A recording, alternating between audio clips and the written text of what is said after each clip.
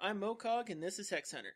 Today we're taking a look at an exhibition match between two of the driving members of the R&D team for Cryptozoic. We're going to have Dan with the Flying Sapphire Tempo deck, and we're going to have Phil with the Orc Rage deck. This is going to be an exhibition match to show off the brand new cards that are going to be in the Gen Con decks coming up this weekend. So let's take a look and see how they end up playing. So the first thing they're going to do, Dan's going to go ahead and pick up the Twitch Tempo deck, and we get our first great look at the new board. So the new board, they've made it wider, they've made the graphics a little bit clearer. You can see whose turn is what and who has priority through the highlighted areas.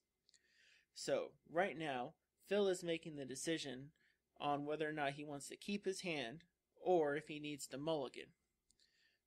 So we see now that Phil has mulliganed 2 times, bringing his hand down to 5. So he's starting with a pretty significant handicap. As you see, Dan decided to go ahead and mulligan for his first round, and it looks like he's going to keep this hand.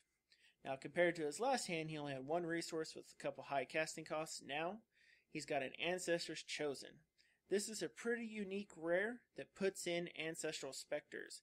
Those are a 1 for 2/2 card that when you play it, you draw a card.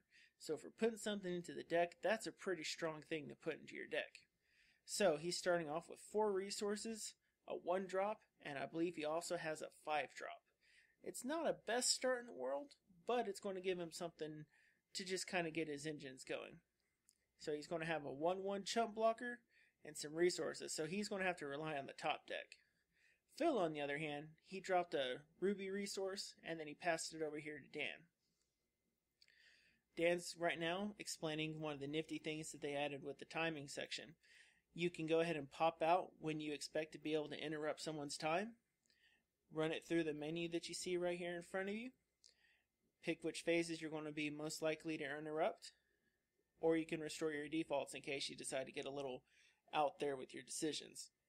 If you're running that many instances, you might just want to go ahead and hold up on when you pass your priority.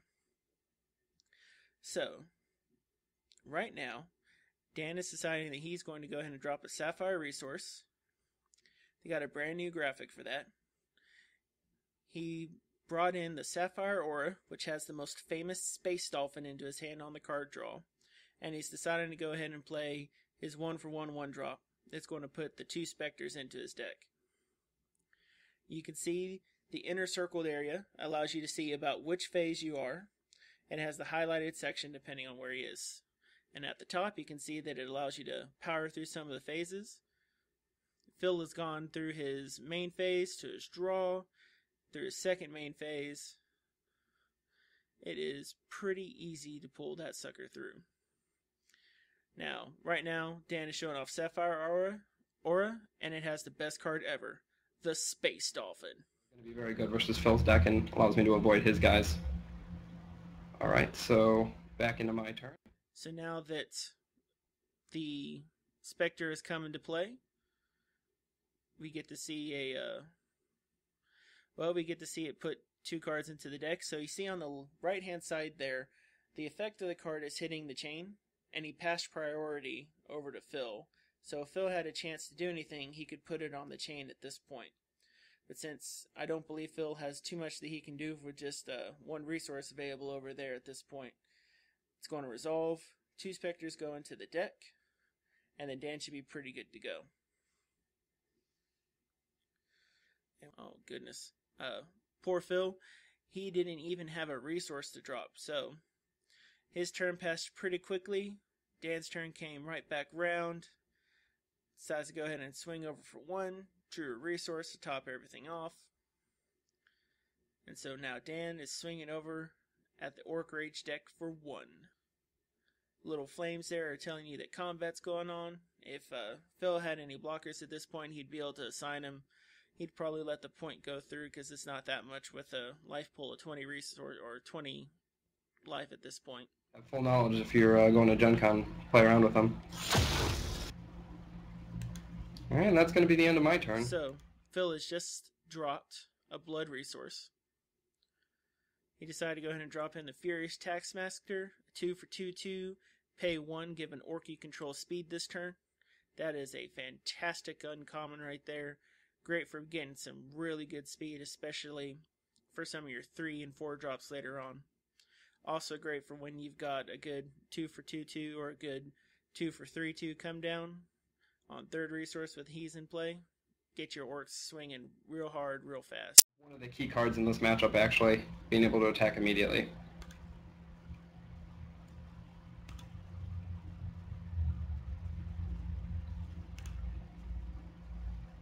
And go up 2 extra cards from the Ancestors Chosen, so now I have 4 of those in my deck. Now, we do have to say Dan just got really lucky and he drew up one of his specters right off the bat. Dropping the 3rd resource, he's going to be able to pay 1 to put that specter into play.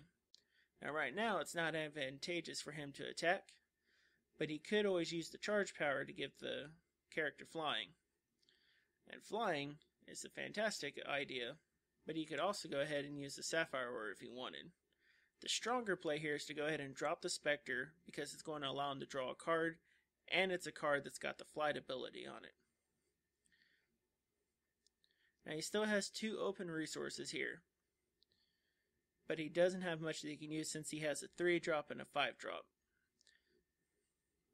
But he is going to get a card, and that card could really help or hinder. But since he drew another Sapphire resource, he's pretty well guaranteed that he's going to have enough resources to play most anything in his deck. Now he's just got to get lucky enough to draw it. Now he's using his heroes, or he's using his champion's charge ability to give both of his characters flight. And it looks like he's decided that he is going to swing with his 1/1. Now he does have his 2/2 Spectre there to chump block if necessary.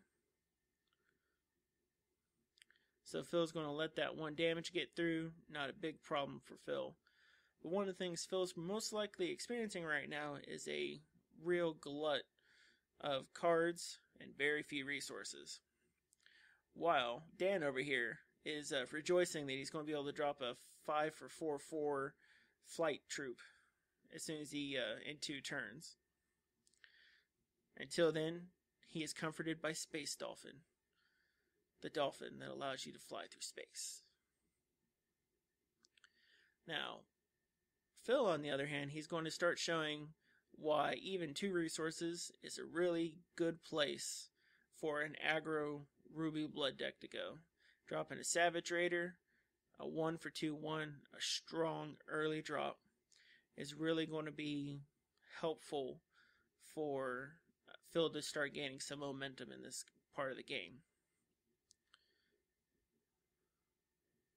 And it looks like he also gave him speed, so now he's going to be able to attack and swing as a 2/1. This is really a ploy to try to get Dan to block with the Spectre and get that Spectre off the field, so that going forward he can then start attacking with the 2/2 and the 2/1.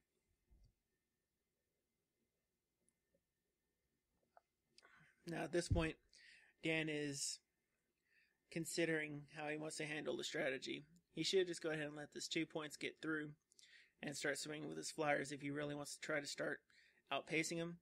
But unfortunately, with the ability to attack for 4 versus his current power at 3, he doesn't really want to race the Ruby side of this deck right now. It's much better for him to go ahead and get the resources in play, top deck something fantastic, maybe something that actually makes this deck a tempo deck, and then get that Cloud Titan into play to really soak up, take out those blockers, and then swing in with his flyers. Dan, unfortunately for him, decided it was a good idea to top deck a Sapphire resource. Now, one thing this does tell us is that he has enough resource cards, drop down, charges on his champion, and resources in hand, that he's going to be able to give something else flight as the game progresses. So the decision he really has to make here is, does he want to hold back anything to attack, or just go with everything? And he is going with everything. Now this decision is kind of a bit of a choosing a race. He doesn't have anything in his hand that he can really defend with right now, but he's holding 5 cards in a tempo deck, so it could just be a fake out to Phil, who doesn't know necessarily what's going to go down. Now, worst case scenario, if something does happen, he does have the quick action, which will allow him to give a little bit of a pump as well as flying. But until then, the Orc Rage deck is doing what it does best. It's dropping cheap creatures with good power ratios. A 1 for 2/2 is fantastic, even if you take a point of damage each turn for it. Early on and even early mid-game, a 1 for 2/2 is just a great drop to put down there. Now on top of that, because it only costs 1, he can give it speed, and he can now swing for 6 this turn. And with no blockers, there's not too much of a reason for him to do so. With all the blue cards being with flight, might as well go ahead and put the 6 points of damage on your opponent and bring some pressure. Phil's doing the best he can for being as resource blocked as he is. Now, all things being equal at this point, Dan is not too worried because he knows he's going to be able to drop the Cloud Titan this next turn. He can leave that sucker there to block and just start taking out troop after troop. He's deciding to go ahead and, on his opponent's turn, go ahead and give the boost out to his human troop over there. Turn it into a 2/2, allow it to block a little bit more efficiently. And he's hoping to top deck something fantastic. And he pulls another Spectre. So the great thing about the Spectre here is that it acts a bit like a troop cantrip. So it's a 1 for 2/2, which gives you that 2/2 board presence. It's got flight, so it's got the evasion. And then allows you to draw that card. And that card is pretty important because some of the effects that put cards into your deck in Hex really just slow your deck down. This one is kind of like adding to 2 cards in the deck an additional +1 cost, but you get a troop in the process of it. So, at this point, Dan has got his 2 2/2 flyers swinging over for 4. And he's got to face down Phil's 3 troops that can deal 6 damage a turn. Now, with the Cloud Giant in play, Dan's feeling pretty good because he knows that he can block at least one of the troops coming in, probably going to take out the one that does speed if Phil decides he wants to attack with it again, and really slow down the damage. So we see now the Savage Raider is coming over, all of the troops are coming over. So now Dan's going to have the opportunity to choose which one he wants to block with. The only one available happens to be the Cloud Titan. And he's going to choose to block. In this case, it's a good idea to go after the Orc that grants speed to the other cards. Poor Phil has been so resource blocked. He's got 6 cards in his hand that he wants to be able to drop on the board, and he's only able to play 1s and 2 cost cards. So, we see the Cloud Titans choosing to go ahead and block the Orc that grants speed. That's going to definitely slow down the blood deck, or the Ruby blood deck over there. But here it comes, Papa. Another one hits the board, and it looks like Phil is still trying to maintain a good board presence here. Now the downside for Phil is that already Dan can deal 8 damage, and he's about to go ahead and drop a Spectre. He's going to be able to draw him another card here in a few moments. And he just drew the Thunderbird, a 2 for 1/1 flight and rage creature. Great solid common in Sapphire. So right now, he can go ahead and drop his resource if he wants, put himself up to 3 charges. He can go ahead and now pay 1, bring in the 2/2 flight, draw a card, gets another Spectre. You know, the odd part about the Spectre there is that it says it only put in 2 at the time. So that's a really interesting effect that it has going on there. So you see that he just dropped the 6 shard resource. He's deciding that he's going to go ahead and swing in for 8. He's got 2 blockers there, so he can prevent lethal damage coming through. And I really feel that if Phil hadn't have been as resource blocked as he was, we would have seen a lot more aggression come out of the Orc Rage deck here. I think Dan got off really lucky that only 2 shards hit the table on the Orc side. Now we see Time Ripple. Time Ripple is a great tempo card. So as a quick action, you can put a target card into its owner's hand. You could use it on your troops, on your opponent's troops. In this case, what he's going to be able to do is he can choose it to target one of his specters, pull it into his hand, and then treat it as a 2 for 2/2 with flight and draw a card. And considering he's still got 4 open resources, he can play this and be ready the next turn to drop a Thunderbird and a Spectre, giving him even more significant board presence. So, all the orcs are coming in to attack. Even if all of them got through, all you'd end up seeing is 2 damage left, but that would leave him open for a burn, and that's not a good idea. So that's why you see 2 Spectres blocking 2 of the orcs, bringing them out of the way. And then after those 2 orcs are gone, that leaves 1 left. Now, it probably would have been a better idea of the Spectre to leave the Blood God in play, just in case, because then that forces the orc player to find a way to get him out of play to be able to last longer. But that's really a moot point at this point.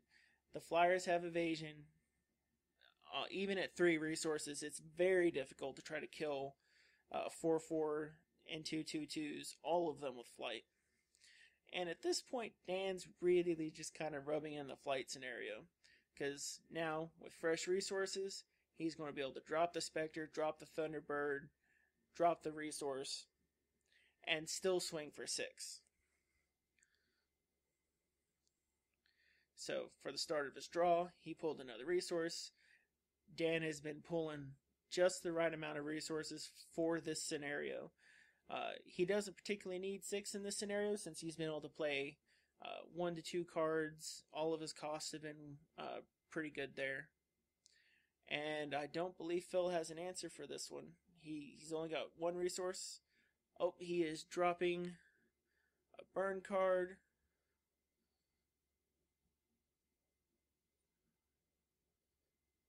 Damage went through. Victory for Dan. Next time, we're going to go ahead and take a look at another version of this fight and see what happens when the orc deck doesn't get stuck on 2 resources. Till then, I'm Hex Hunter, signing out.